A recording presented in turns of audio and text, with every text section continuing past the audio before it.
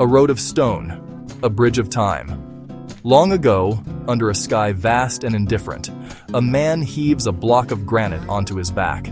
The stone is cold, its edges sharp against his worn tunic. He is one of thousands, a line of weary figures snaking up a steep, unforgiving mountain. Each step is a struggle against gravity, against the biting wind that whips through the high passes. Their work is to build a barrier, a line of defense against the unknown. Their world is one of sweat, dust, the constant aching fatigue of their labor.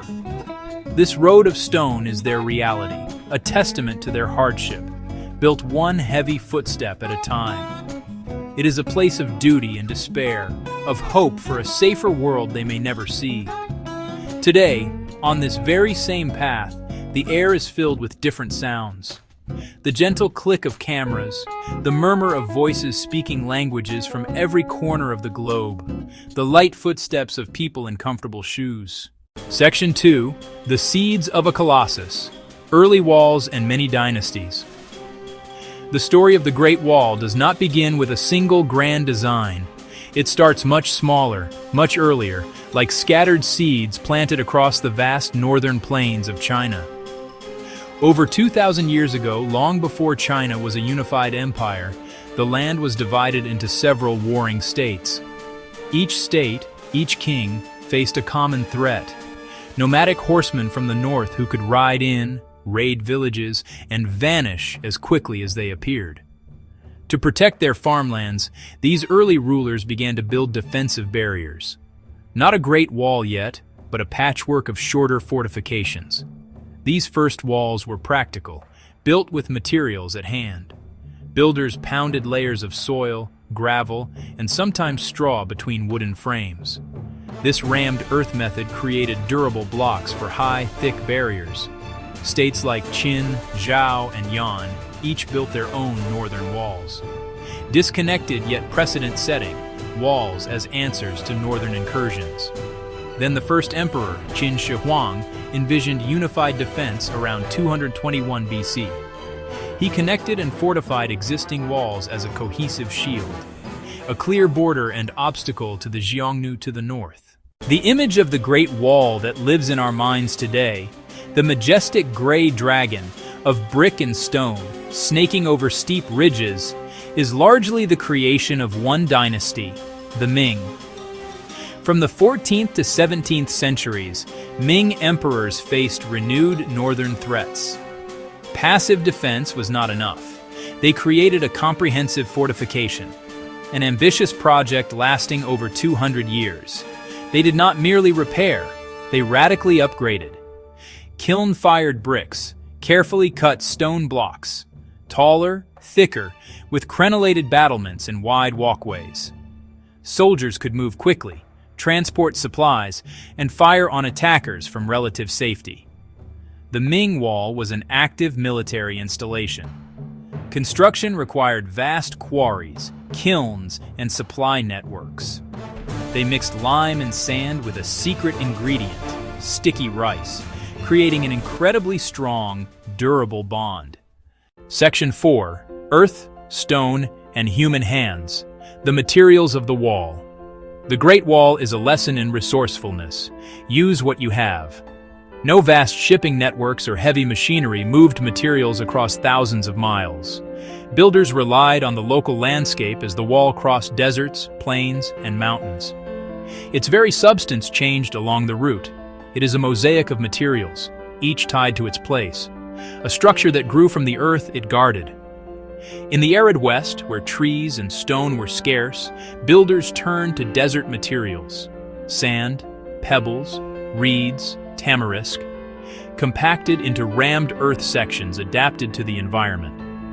On the Loess Plateau, fine silt-like earth was pounded into massive barriers. Less picturesque than brick, yet monumental in scale and endurance. In the rugged east, mountains provided granite, marble, and other hard stones. Quarrymen cut enormous blocks. Workers used brute force, levers, rollers, and ropes. On steep slopes, they built ramps, sometimes even using goats for haulage. stone sections feel grown from the peaks they crown. The Ming perfected kiln-fired bricks, lighter, uniform, faster to build with, set up in kilns along the route. Combined with sticky rice mortar, they formed the iconic, enduring ramparts. From earth to stone to brick, the wall tells a story of adaptation across a vast land. It was built on the backs of soldiers, peasants, and convicts. Names lost, labor immortalized in stone. The workforce was drawn from three main groups: soldiers, peasants, and convicts. For soldiers, construction was duty. They built and later manned the defenses. A grueling cycle of labor and vigilance. Peasants were conscripted, percentages of men taken from each village during major campaigns. They left families in fields, sometimes for years, trading plows for baskets, hammers, and shovels. Village life exchanged for harsh, disciplined frontier camps. Convicts and political prisoners labored under brutal conditions, often for life. They faced the most dangerous tasks, supervised by exacting overseers. Relentless work, slim hope of release. As an old saying goes, the longest grave in the world is the Great Wall. It is a metaphor, not literal. Workers were not buried inside the wall, but nearby mass graves attest to the human cost. They labored from sunrise to sunset in scorching heat and freezing cold. Meals were meager, often millet and water. Shelter was rudimentary. Accidents, falling stones, and disease were common. The wall is both monument to achievement and memorial to anonymous suffering. The Great Wall was never an impassable barrier. Its strength lay in communication and response. Thousands of watchtowers, eyes and ears of the empire, placed for maximum visibility. From these heights, sentries could see threats miles away and buy time to prepare. Towers were mini fortresses, quarters, provisions, bows, arrows, food, and water for sieges. Built within sight of each other, they relayed messages without interruption. Signal fires by day and night used coded numbers of plumes or beacons to convey size and urgency. Messages traveled hundreds of miles in hours, faster than any rider. A chain reaction alerted command centers, which sent forces to threatened sectors. More than a wall, a defense network and communication superhighway. Its length is cumulative. Many sections built, rebuilt, and branched over nearly 2 millennia.